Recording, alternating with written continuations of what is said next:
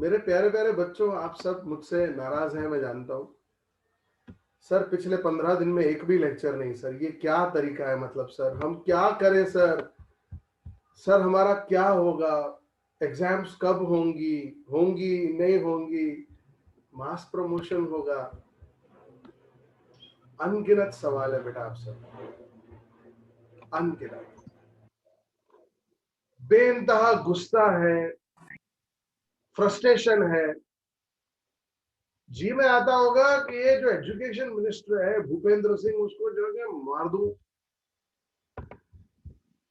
10th वालों को मास promotion दे दिया, हमसे कौन सी तुम्हारी खुन्नस थी? हमने कौन सा तुम्हारे घर पे पत्थर फेंके थे जो हमारे लिए तुमने फैसला नहीं लिया? एक साथ कई सारे सवाल। सर अब एग्जाम कब? सब अब क्या करें? अब प्रिपरेशन कैसे हो? आपके मन में कई सवाल है बेटा। एक बच्चा कहता है कि सर चुड़ासमा को किडनैप करके उसको कहीं बंद कर देते हैं किसी और को एजुकेशन मिनिस्टर बना देते हैं। बेटा कोई फर्क नहीं पड़ने वाला। सच्चाई तो सच्चाई है ना राजा, सच्चाई तो सच्चाई है। वो भी क्या कर सकता है? वो भी क्या कर सकता है? उसको भी जैसे परिस्थितियां हैं वैसे डिसीजन लेने हैं। हम सब में से किसी को नहीं पता था कि कोविड की सेकेंड वेव इतनी भयानक होगी। हमको कुछ भी नहीं पता था कि क्या होने वाला है। राजनीति अपनी जगह पर, राजनीति अपनी जगह पर, पार्टी सिस्टम अपनी जगह पर, कौन किस पार्टी को सपोर्ट करता है, कौन किस पार्टी को सपोर्ट नहीं करता है, वो मेरा लुकआउट है ही नहीं, ना ही मैं उसमें कभी पढ़ना चाहता हूं। हम राजनीति को गुनहगार ठहरा रहे हैं। कुछ कहते हैं कि ये हो गया, हॉस्पिटल्स नहीं थे, बेड्स नहीं थे। मेरा तो क्वेश्चन है, हम बीमारी क्यों पड़े? अगर हमने मास्क पहना होता, अगर हम केयरलेस ना हुए होते तो शायद बीमारी ना होते, और अगर बीमारी ना होते तो फिर हॉस्पिटल की हमें जरूरत ही क्यों थी? मैं तो एक ही चीज में बिलीव करता हूं कि if you are looking for someone who can change your life, just go and have a look into the mirror. आपकी लाइफ आप ही बदल सकते हैं। सरकारें कुछ भी कह लें, कुछ भी कर लें, दुनिया की कोई भी वैक्सीन 100% इफेक्टिव तो होती नहीं है। वैक्सीन लगवाने के बाद क्या गारंटी है कि हम ठीक रहेंगे? लेकिन इंपॉर्टेंट चीज क्या है, हम केयरलेस ना हो। ये सब क्यों तबाही हमको दिख रही है? आज हम दोष देते हैं कि फलाना गवर्नमेंट ने ये कर दिया, फलाना गवर्नमेंट ने वो कर दिया। इस सिचुएशन में सारे पॉलिटिशियंस की हालत एक जैसी है बेटा। चाहे वो बीजेपी रूल स्टेट हो, चाहे कांग्रेस रूल स्टेट हो, चाहे किसी भी रूल स्टेट हो पार्टी की, कोई भी पॉलिटिशियन कुछ भी नहीं कर सकता आपके लिए। आपको अपना बचाव खुद ही करना था। ये सब जो लोग बेचारे कोविड के चलते बीमार पड़े हैं या भुगत रहे हैं, इन्होंने कहीं ना कहीं तो गलती की ना बेटा। या तो मास्क ठीक से नहीं पहना, या तो खुद को सैनिटाइज नहीं किया, या तो भीड़ में चले गए, या तो जब इनिशियल लेवल पे था, जब सर्दी जुकाम पहले दिन महसूस हुआ तो प्रॉपर ट्रीटमेंट नहीं लिया। मेरे खुद के अंकल हैं, एमडी फिजिशियन है, वो खुद कहते हैं कि पहले 3 दिन के अंदर अगर कोई सर्दी जुकाम की प्रॉपर मेडिसिन ले लेना तो 80% केसेस में कोविड आगे बढ़ेगा ही नहीं, कोविड वहीं खत्म हो जाएगा। कोविड जब लंग्स तक पहुंचेगा ही नहीं, तब दवाई कैसे होगी? इनिशियली जब आपको बुखार आता है तो इग्नोर ना करें, टेस्ट करवाएं, दवाई लें। बट हमसे कहीं ना कहीं चूक हुई है, जिसके चलते ये सब कुछ हुआ है। ये सब कुछ हम ही अपने ही कर्म है हमारे, जो हम हमारे सामने। ये नेता लोग को भी तो हम ही ने चुना था ना बेटा, हम ही ने इनको वोट किया था, हम ही ने इनको पावर में लाया था। तो हम किसी और को दोष क्यों दें? Everything we have done it, we are responsible for it. So किसी को दोष नहीं देना है, किसी पे चिट्ठी नहीं फाड़नी है कि भाई तेरी वजह से मैं बर्बाद हो गया है, तेरी वजह से मैं बर्बाद हो गया।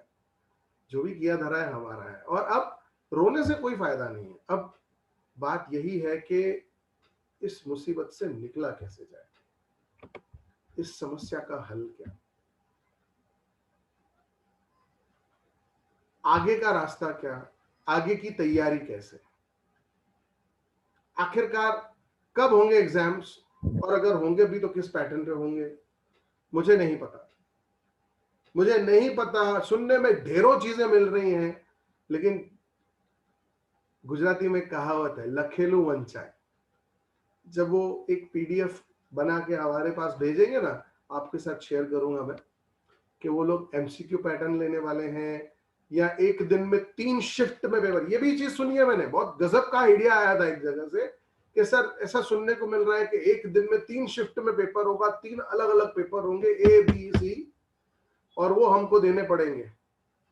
अब से फॉर एग्जांपल एक बच्चे का शिफ्ट होगा सुबह का 8 से 11, दूसरा शिफ्ट होगा 12 से 3, तीसरा शिफ्ट होगा 4 से 7, और इस तरह से सोशल डिस्टेंसिंग मेंटेन करवा के हमारे एग्जाम्स लिए जाएंगे। बेटा मैं इस वक्त कुछ भी कहने की स्थिति पे नहीं हूं, तो एग्जाम कब होंगे कैसे होंगे उसके बारे में मेरे पास आपके लिए कोई भी जानकारी नहीं है।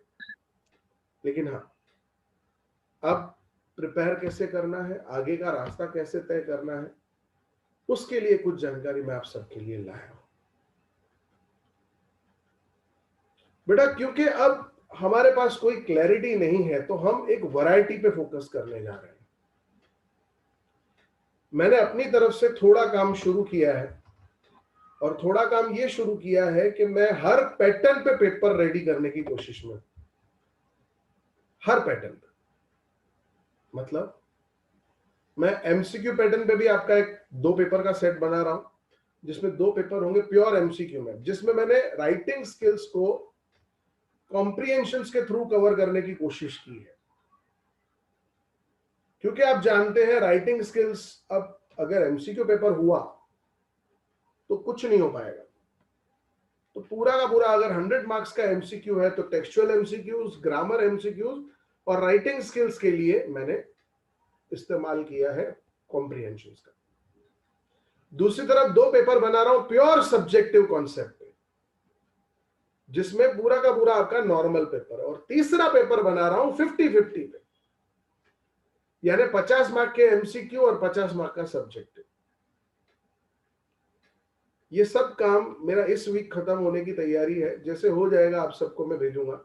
आप बोलोगे सर पिछले लेक्चर्स के ही आपने पीडीएफ नहीं भेजे। एक्चुअली थोड़ा डिफिकल्ट टाइम जैसे आपका है वैसे मेरा है। पिछले 3 हफ्तों में मेरे 4 चाइल्डहुड बडीज चले गए, तो एक बहुत डिफिकल्ट फ्रेम ऑफ माइंड में हूं मैं भी आप ही की तरह। जिस तरह से आप टूटे हो मैं भी टूटा हूं।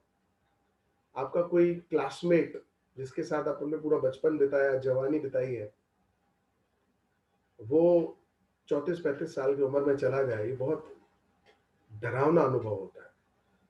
मैं नहीं चाहता कि आप इसके बारे में सोचें भी, क्योंकि सोचकर भी डर लगता है। तो बेटा आपके पेपर्स किसी भी पैटर्न पे आए, मैं आपके लिए टोटल 6 पेपर बना रहा हूं, 2 रेगुलर, 2 100% एमसीक्यू और 2 50-50। ये 6 के 6 पेपर मैं कोशिश करके शनिवार तक आप सबको पीडीएफ भेज दूंगा। और नेक्स्ट वीक हम पॉसिबली एवरी सैटरडे या तो फिर संडे हम मिलना शुरू करेंगे ऑनलाइन, और इन पेपर्स के रिगार्डिंग डिस्कशंस करेंगे, सॉल्यूशंस डिस्कस करेंगे, डाउट्स डिस्कस करेंगे। हम गिव अप नहीं करेंगे, हम काम बंद नहीं करेंगे। मैंने आपके साथ कमिटमेंट किया था कि मैं एग्जाम के एक दिन पहले तक आपके साथ रहूंगा, और मैं अपनी बात पे अभी भी कायम हूं बेटा। आप में से किसी को उम्मीद नहीं हारनी है, आपको बिल्कुल निराश नहीं होना है। आपके पूरे शेड्यूल का ख्याल रखकर लेक्चर सेट किया जाएगा। किसी को भी ऐसा नहीं सोचना है कि सर मैं किसी कॉम्पिटिटिव कोर्स में जुड़ चुका हूं, सर मैं एमबीए की एंट्रेंस की तैयारी में हूं, सर मैं क्लैट की तैयारी में हूं, सर मैंने सीए ज्वाइन कर लिया है, संडे को तो मेरा लेक्चर होता है। आप सबकी कन्वीनियंस के अकॉर्डिंग लेक्चर होगा। लेकिन संडे क्यों रख रहा हूं? क्योंकि बाकी दिनों में मेरे भी बेटा दूसरे लेक्चर शुरू हो चुके हैं। ये बहुत अजीब सी परिस्थिति है कि एक मेरा रनिंग 12th गया नहीं है और मेरे पास मूविंग 12th आ चुका है।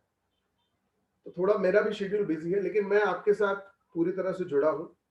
मैं अपने वादे का पूरा पक्का हूं, और जैसे मेरी बेटी कहती है पिंकी प्रॉमिस, मेरा आपके साथ पिंकी प्रॉमिस है कि मैं आपके साथ एग्जाम्स तक, आपकी एग्जाम तक मैं आपके साथ जुड़ा रहूंगा। मैं कहीं भी पीछे हटने वाला नहीं हूं। आप कई बार फ्रस्ट्रेट होकर मैसेज भी आते हैं, सर लेक्चर कब होगा, अभी तक तो कोई लेक्चर नहीं हुआ है।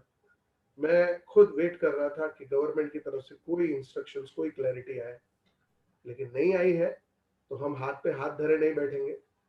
कल से ही मैंने वो पेपर्स बनाना शुरू कर दिए हैं, तो पॉसिबली सैटरडे 6 के 6 पेपर रेडी हो जाएंगे, that I will share with you, और फिर उसके अकॉर्डिंग हम उन पे काम करना शुरू करेंगे। आज आप सबके मन में जो निराशा है उसको लेकर मुझे एक छोटी सी स्टोरी आप सबसे शेयर करनी है। बेटा, अफ्रीका का एक कंट्री है इथोपिया। आपने कई बार इसके बारे में सुना है, क्योंकि ये दुनिया के सबसे गरीब देशों में से एक है, अकाल पीड़ित देश है, जहां पे 3-3 साल कई बार बारिश नहीं हुई। आप सोचिए कैसी परिस्थिति हो जाए इथोपिया। वहां पर, ये रियल लाइफ स्टोरी बता रहा हूं, तो इसमें ऐसा नहीं है कि किसी की मैंने कोई कहानी धाप दी है। ये कहानी शायद आपने कहीं पहले सुनी भी हो। मोबू नाम का एक व्यक्ति था, नाम था व्यक्ति का मोबू, और वो व्यक्ति, जैसे कि आप जानते हैं, फार्मर हो सकता है, वो फार्मर ही था। वो बेचारा फार्मिंग करता था, और अकाल पड़ा, बारिश हुई नहीं, खेती कैसे की जाए, सींचने के लिए पानी नहीं, पीने के लिए पानी नहीं, कुपोषण। But that man didn't give up farming. वो फिर भी अपनी बंजर जमीन में खेती बाड़ी करने के लिए हल चलाता रहता, इसी उम्मीद के साथ कि किसी दिन तो बारिश होगी। चलो, फोरकास्ट है कि बारिश नहीं हो रही है, लेकिन किसी दिन तो बारिश होगी। तो वो पूरा साल बेचारा करता है। अब उसका नसीब बोलिए कि क्या कहिए, जैसे आप सब इस वक्त महसूस कर रहे हैं। कभी आपने मई के महीने में बारिश देखी थी अहमदाबाद में? शायद कभी नहीं, लेकिन अभी हो रही है। तो उसका नसीब कहिए कि क्या कहिए, वो बंदा रोज खेती के लिए जमीन खोद देता था, और इंसिडेंटली एक साइक्लोनिक रेनफॉल उस जगह की तरफ बढ़ आया, और 3 से 4 दिन तक लगातार बारिश हुई। एक उम्मीद बंध गई कि यार, फसल के लिए जमीन खोद दी थी, अब बीज डाल देते हैं, जो होगा सो देखा जाएगा। इसने फसल के लिए जमीन खोद रखी थी, बाकी सब तो बैठ गए थे, भाई बारिश ही नहीं होने वाली है, तो जमीन क्या खोद के करेंगे। इसने हल चलाए हुए थे, जैसे पहली बारिश हुई, भाई साहब ने बीज बीज डाल दिए। हम सब जानते हैं फार्मिंग का कॉन्सेप्ट है, पहली बारिश के बाद पीछे की एक बारिश और चाहिए होती है, तब फसल उगता है, वरना नहीं उगता है। उस बंदे ने यहां पर भी हिम्मत नहीं हारी। अगर ईश्वर ने मेरी पहली जगह पे मदद की तो दूसरी पे भी करेगा, इस सोच के साथ वो बेचारा इंतजार करता रहा, यार बारिश होगी, बारिश होगी, बारिश होगी। अब इसका नसीब कह लो कि कुछ और कह लो, जो कभी नहीं हुआ था वो हुआ। एक और साइक्लोनिक इवेंट खड़ा हो गया कहीं पास में, और उसके चलते बादल बनाए और बारिश हुई। उस साल उस छोटे से कस्बे में सिर्फ ये अकेला फार्मर था मोबू, जिसके पास अनाज था। क्योंकि बारिश हुई थी तो पीने का पानी इकट्ठा कर लिया गया, लेकिन ये इकलौता किसान था जिसके पास अनाज था। ये कहानी क्या सिखाती है हमको बेटा? कि आपके हाथ में बारिश नहीं है, आपके हाथ में रिजल्ट नहीं है, लेकिन आपके हाथ में एफर्ट है। कहीं ऐसा ना हो कि कल अचानक से अनाउंसमेंट हो गया 3 हफ्ते बाद एग्जाम है, और आपने पिछले 1 महीने से कुछ नहीं पढ़ा, और फिर आपको तैयारी करने में दिक्कत आ जाए। इसीलिए 3 चीजें याद रख लेना। आपके लिए ये 3 गुरु मंत्र हैं: पेशेंस, परसिवरेंस, डेडिकेशन। इनको कम नहीं होने देना बेटा। पेशेंस रखिए, फ्रस्ट्रेट नहीं होना। रात कितनी भी अंधेरी हो, सुबह जरूर होती है। अगर अच्छे दिन नहीं रहे तो बुरे दिन भी नहीं रहेंगे, अच्छा टाइम नहीं रहा तो बुरा टाइम भी नहीं रहेगा। एग्जाम्स होंगी, आप सब एग्जाम्स देंगे। परसिवरेंस, गिव अप मत करिए, पढ़ते रहिए, डेली पढ़िए, अपने आप को और तैयार करिए। एंड डेडिकेशन, डिस्ट्रैक्ट मत होइए। मैं देख रहा हूं आजकल कई बच्चे यूट्यूब रील्स बनाने में, इंस्टाग्राम रील्स बनाने में लगे हुए हैं। मत करिए बेटा। या तो किसी अच्छे से करिकुलम को ज्वाइन कर लीजिए और अपने करियर की तैयारी करिए, बुक्स पढ़िए, अपने नॉलेज को एनरिच करिए। एक मेरा फ्रेंड है, वो मेरा मजाक कर रहा था। मेरा एक फ्रेंड है, उसने पबजी का एक वीडियो डाउनलोड किया। मतलब वो जब गेम खेलता है तो उसका रिकॉर्ड किया और उसने अपलोड कर दिया। And he was telling me, तू ये पागलों की तरह मोटिवेशनल बुक्स के वीडियो डालता रहता है, कितने व्यूज मिलते हैं तेरे को? 200-250 व्यूज मिलते हैं। बोले मेरे देख, एक वीडियो डाला 2 दिन के अंदर 5,000 व्यूज। पब्लिक को ये चाहिए। बोले तेरी पब्लिक तू रख, मेरे लिए जो 200-250 व्यूज वाले बच्चे हैं ना, वो इनफ है मेरे लिए। क्योंकि मैं ये चैनल इसलिए नहीं चला रहा हूं कि मुझे सब्सक्राइबर्स चाहिए या व्यूज चाहिए या इनसे पैसा चाहिए। वो जो 200-250 लोग जो इस वीडियो को देख के कुछ अपनी जिंदगी में अच्छा कर रहे हैं, मेरा अचीवमेंट है। तो लोग शायद आपको पागल कहेंगे जब आप पढ़ाई करेंगे, छोड़ना यार, एग्जाम तो होने वाली नहीं, मास प्रमोशन है।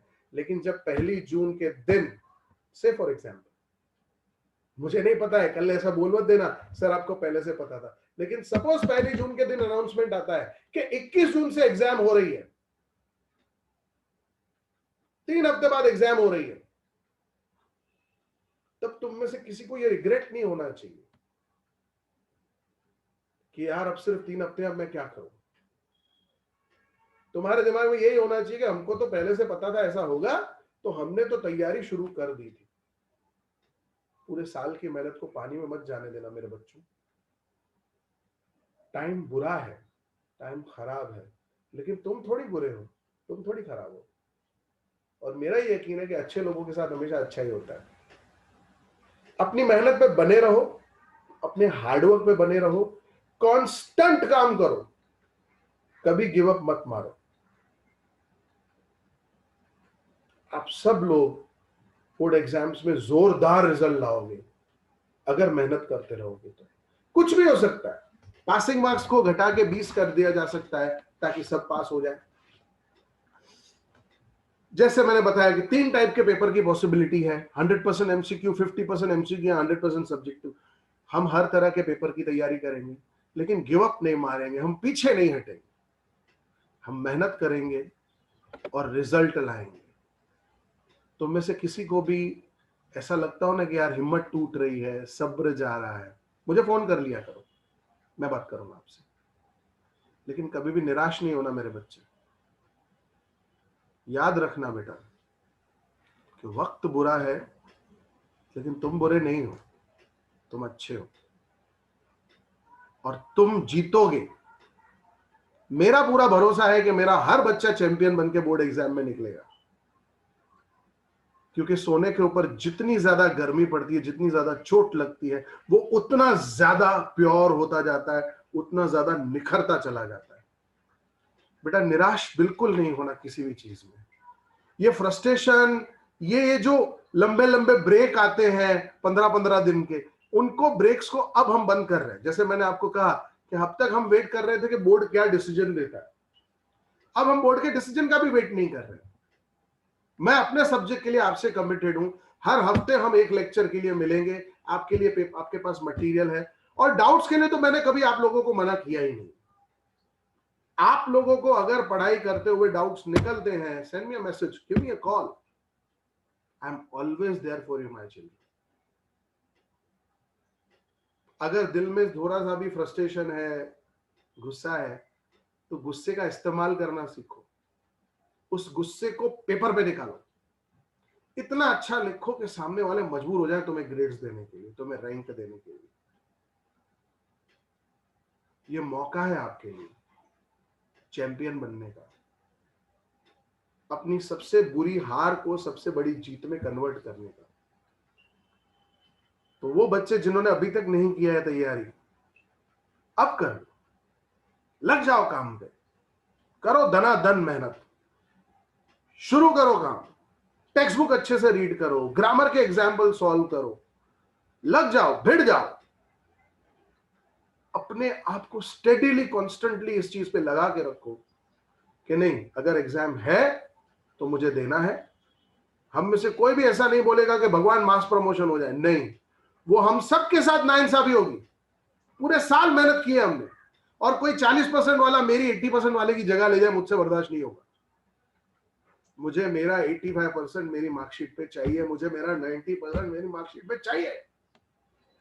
और इसी जोश और इसी उम्मीद के साथ आप सबको आगे बढ़ना है बेटा। आज के लेक्चर में मैं कोई पढ़ाई नहीं लाया हूं आपके लिए, क्योंकि मैं आपका मटेरियल बना रहा हूं।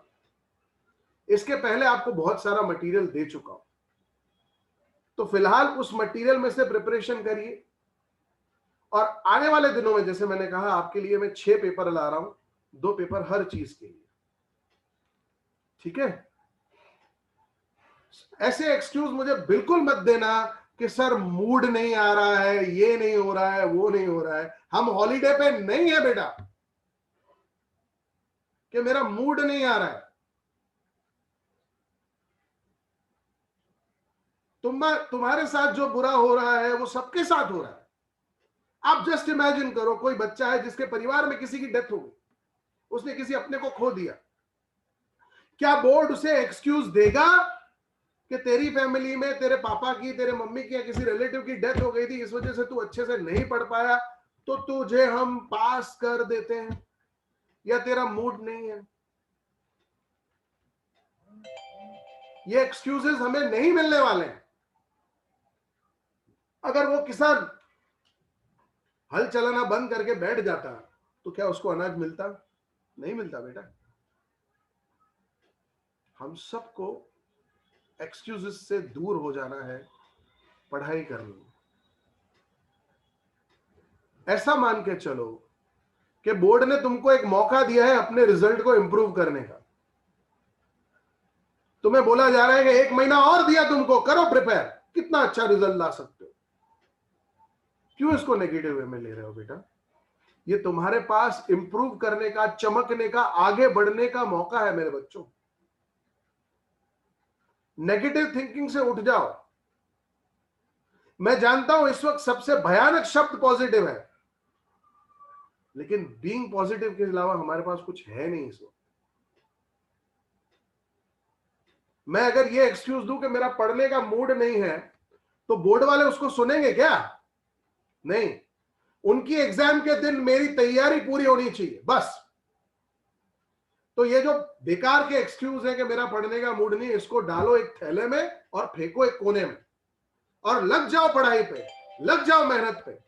पहले की तरह उसी जुनून के साथ पढ़ो, रोज के डाउट्स भेजो, रोज के सॉल्यूशन मांगो, मुझे फ्रस्ट्रेट कर दो। यार ये बहुत डाउट पूछता है, जिस दिन मेरे मुंह से ये निकले ना, उस दिन तुम्हारी तैयारी का लेवल दिख रहा है बेटा। और मैं अपनी तरफ से लगा हुआ, मैं आज सुबह से बैठा हूं आपके पेपर्स बनाने के लिए। जब मैंने सैटरडे को वो मैसेज आपको भेजा था, तो कुछ तो सोचा होगा कि मैं आपको मंडे को बुला रहा हूं। मैं अपने वादे पे आप सबके साथ कायम हूं। जब तक आप एग्जाम हॉल से इंग्लिश का पेपर देके बाहर नहीं निकलते और मुझे फोन करके ऐसा नहीं बताते सर पेपर जोरदार गया, तब तक अशोक सर आपके साथ कांस्टेंट जुड़े हुए हैं। उसके बाद में जुड़ा हुआ हूं, लेकिन एकेडमिकली मैं उस एग्जाम के खत्म होने तक, आपके फीडबैक तक मैं आपके साथ जुड़ा हुआ हूं मेरे बच्चे। कभी भी लाइफ में अकेलापन लगे ना तो मुझे फोन कर देना, लेकिन एग्जाम्स के लिए तो 100% करना, सेकंड थॉट लाना भी नहीं मन में। जब लगे कि यार बहुत टेंशन हो रही है, सर को फोन करता हूं, कोई टेंशन मत करो, बस तुम्हारा एक ही काम है, पढ़ना, उसी पे फोकस करो, उसी पे लगे रहो। बाकी सारी दुनिया से थोड़ा दूर हो जाओ, न्यूज चैनल्स देखना बंद कर दो, पूरी खबरें सुनना बंद कर दो। ये खबरें हमारे ऊपर नेगेटिव इंपैक्ट कर रही है। आप में से कोई मुझे बोल सकता है सर ये रियलिटी से मुंह छुपाना होगा, बेटा कभी कभी ये भी जरूरी है, क्योंकि वो खबरें सुन के डिप्रेशन के सिवाय क्या मिल रहा है तुमको, तुम कुछ कर तो नहीं सकते ना उसके लिए, उसका तुम क्या कर पाओगे? आज तुम रोज खबर सुनते हो कि इतने लाख लोग हुए बीमार, उससे तुम क्या कर पा रहे हो? इस वक्त तुम्हारे लिए क्या जरूरी है? जब तूफान आता है तो हर कोई सेफ जगह पे भागता है ना, बहादुरी इसमें थोड़ी है कि सीना चौड़ा करके समंदर के सामने खड़े हो जाओ, आजा मुझे उड़ा के दिखा। इस वक्त बहादुरी इसमें है, अकलमंदी इसमें है कि अपनी तैयारी पे लगा जाए। मैं जानता हूं तुम सब में बहुत गुस्सा है कि ये पॉलिटिशियंस के तो बर्बाद कर देना है, अरे उसके लिए तुम्हें जिंदा रहना है, तो नेक्स्ट टाइम वोट कर पाओगे ना, सिखा देना सबक जिसको सिखाना है, लेकिन इस वक्त तुम्हें अपना करियर बनाना है मेरे बच्चे, तो बाकी सब छोड़ो, मेरी बात मानो, पढ़ाई करो, डाउट्स निकले मैसेज करो, मैं रिप्लाई ना करूं तो दूसरी बार मैसेज करो, रिप्लाई ना करूं तो तीसरी बार मैसेज करो, फोन करो, ऐसा समझो कि मैं तुम्हारा फैमिली मेंबर हूं, मुझे तंग करो मैं तैयार हूं। और याद रहे डाउट पूछने में डरना नहीं है, मैं सिर्फ दिखता डरावना हूं, ऐसा हूं नहीं। तुम लोगों को कूल लगे इसलिए देखो हेयरकट वेयरकट भी अच्छा करवाया है मैंने, बट मैं सिर्फ दिखता डरावना हूं, ऐसा हो नहीं। आप लोग निश्चिंत होकर अपनी पढ़ाई करो, मुझसे पूछो, मुझसे जुड़े रहो बेटा।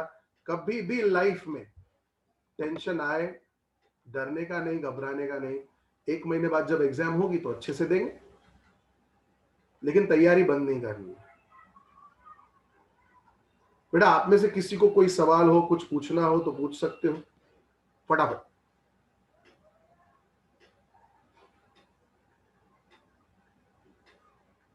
किसी को कोई सवाल नहीं है? लेक्चर खत्म करें? हाँ हाँ, आया आया, गगनदीप आया, बोलो गगन। सर एनी पॉसिबिलिटी के एग्जाम ऑनलाइन हो सकते, एनी पॉसिबिलिटी?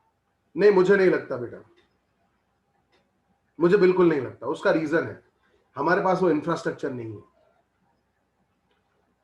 हम इस वक्त अहमदाबाद में बैठे हैं, रूरल एरिया में नहीं है। रूरल एरियाज में नेटवर्क इश्यूज, बहुत सारी ग्लिचेस हैं इस वजह से, और मास बहुत बड़ा है बेटा, लाखों में बच्चे हैं, तो ऑनलाइन एग्जाम तो पॉसिबल ही नहीं है। That's completely out of the question. होगा तो ऑफलाइन, लेकिन कौन सा पैटर्न होगा वो मुझे नहीं पता बेटा।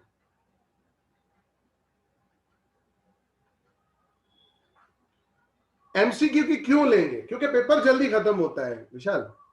एमसीक्यू का पेपर कंपैरेटिवली जल्दी खत्म होता है, प्लस उनकी ऐसी थिंकिंग है, बोर्ड को ऐसा लगता है कि एमसीक्यू का पेपर बच्चों के लिए आसान होता है। ऋतिक, अब किस तरह से वो लोग पेपर पैटर्न डेवलप करेंगे बेटा मुझे नहीं पता। जैसे मैंने मेरे सब्जेक्ट के लिए आपको बताया कि टेक्स्ट और ग्रामर का वेटेज बढ़ जाएगा, राइटिंग स्किल में सिर्फ कॉम्प्रिहेंशन रह जाएंगे।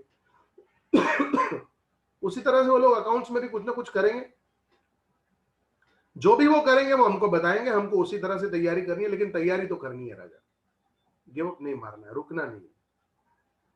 मुझे बिल्कुल नहीं पता बेटा कि सीबीएसई का डिसीजन कब आएगा, गुजरात बोर्ड का डिसीजन कब आएगा। इसीलिए मैंने कहा कि 1 जून की डेट मैं बोल रहा हूं, लेकिन कल चल के 1 जून को कुछ ना हो तो तुम मुझे फोन मत कर देना, सर 1 जून को तो आपने बोला था, अभी कुछ हुआ नहीं। या फिर वो 1 जून को सच में बोल दे तो मुझे फोन मत करना, सर आपने बोला था इस वजह से हुआ नहीं। बेटा मैं तो जस्ट एक रैंडम डेट। एमसीक्यू का सबसे बड़ा फायदा ये होगा ना बेटा कि ओएमआर शीट्स को चेक करने की पूरी बोर्ड के पास व्यवस्था है। हमारे फिजिकल चेकिंग में पेपर जाएंगे तो चेक होके मिलने में समय लगेगा, सिर्फ एग्जाम लेना काफी नहीं है ना, रिजल्ट भी तो देना पड़ेगा ना। तो जब एमसीक्यू में रिजल्ट जाए, पेपर चेक होने जाएंगे ना बेटा, तो ओएमआर को चेक करने का उनके पास मैकेनिक सिस्टम है, डिजिटली चेक होते हैं पेपर, मतलब विद इन अ वीक आपके सारे रिजल्ट्स बन सकते हैं। ये पॉसिबल रीजन है एमसीक्यू में जाने का। ठीक है, और किसी को कोई क्वेश्चन? सर हाँ गगन। सर इंग्लिश में से फॉर एग्जांपल एमसीक्यू अगर होते हैं तो सर राइटिंग स्किल का वेटेज कितना उतना ही रहेगा? बेटा मैं अपना जो सैंपल पेपर बना रहा हूं उसमें मैंने राइटिंग स्किल का वेटेज घटा के 30% कर दिया, क्योंकि राइटिंग में आपसे लिखवाया तो कुछ जा नहीं रहा है, तो प्रोज के कॉम्प्रिहेंशन, पोएट्री के कॉम्प्रिहेंशन, सीन अनसीन सब मिला के मैंने 30 मार्क के रखे हैं, और बाकी 70 मार्क में मैंने टेक्स्ट और ग्रामर के एमसीक्यूज पूछे। 40 मार्क के टेक्स्ट के एमसीक्यूज है, 30 मार्क्स के ग्रामर के एमसीक्यूज है, और 30 मार्क्स का मैंने कॉम्प्रिहेंशंस कर दिए। ठीक है, anybody having any other doubt? आप सब लोग सुबह सुबह उठकर मेरे लेक्चर के लिए आए, आज बहुत ओवरवेलमिंग रिस्पांस है, मुझे एक्सपेक्ट नहीं थी कि इतने सारे स्टूडेंट्स मेरे साथ जुड़ेंगे। मैं उम्मीद करता हूं कि आप सब लोग बहुत अच्छे से प्रिपेयर करेंगे। 100 मार्क्स के एमसीक्यू पेपर में टाइम लिमिट कितनी होगी? टाइम लिमिट आई थिंक वही 3 घंटे में लेंगे आप लोगों को, लेकिन चेक होना आसान हो जाता है। टाइम लिमिट में मुझे नहीं लगता कि कोई कमी होगी, लेकिन पेपर जल्दी चेक हो जाएंगे, ये एक एडवांटेज रहता है। टाइम आपको पूरे 3 घंटे का मिलेगा ही मिलेगा बेटा। चलिए अब मैं लगता हूं आपके ही काम पे, पेपर बनाने हैं आप लोगों के लिए। आप लग जाइए मेरे काम पे, पढ़ने पे। बहुत जल्द वापस मिलेंगे बेटा। आप सब लोग आए, आप सब ने आज का लेक्चर अटेंड किया, उसके लिए बहुत बहुत शुक्रिया। मेरी तरफ से पूरी कोशिश रहेगी कि मैं आपके साथ हर वक्त बना रहूं, लेकिन कभी अगर कॉल नहीं उठाता या मैसेज का रिप्लाई नहीं करता तो बुरा नहीं मानना है बेटा। बहुत सारी रिस्पॉन्सिबिलिटीज वैसे भी हैं और ऐसे भी हैं, लेकिन हाँ हम कनेक्टेड हैं। और जैसे मैंने कहा, अब से हर संडे आपका लेक्चर आएगा ही आएगा। प्रिपरेशन करिए, प्रैक्टिस करिए, लगे रहिए, और याद रखिएगा मेरे 3 वर्ड्स। कौन कौन से? Patience, perseverance and dedication. ये तीनों जब मिल जाएंगे ना बेटा, तो आपको टॉपर बनने से कोई नहीं रोक सकता। आप सब लोग अपनी एग्जाम में बहुत अच्छा करें, आपके परिवार का हर सदस्य स्वस्थ रहे, परिवार में जो भी लोग हैं वो हैप्पी रहें, हेल्दी रहें। आपकी हेल्थ आपके हाथों में है बेटा। तो जो गवर्नमेंट के गाइडलाइंस हैं कि मास्क पहनो, सैनिटाइजर यूज करो, सोशल डिस्टेंसिंग मेंटेन करो, बिना जरूरत के बाहर मत जाओ, उसको फॉलो करो बेटा। गवर्नमेंट के लिए वाकई में तुम लोग एक नंबर के सिवा कुछ नहीं हो। रोज 4000 लोगों के मरने की खबर आ रही है। बस दुआ करो कि हम में से किसी के भी परिवार का कोई भी सदस्य ना हो। हेल्दी रहो, हैप्पी रहो। ईश्वर आप सब पे अपनी दया बनाए रखे। That's all we have for today's lecture, students. See you all in the next lecture. Till then, have a great time. God bless you all. Bye all. Do whatever you want to. Thank you for joining.